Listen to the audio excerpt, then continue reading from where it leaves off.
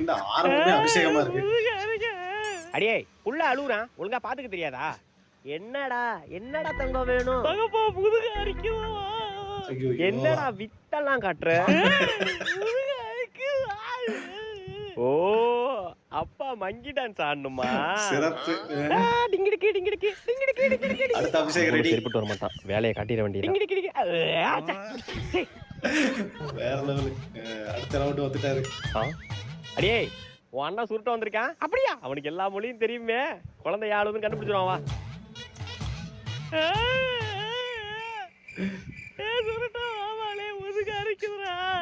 புரிஞ்சு போச்சு. புரிஞ்சு போச்சு. ஏன் அழுகுறான்?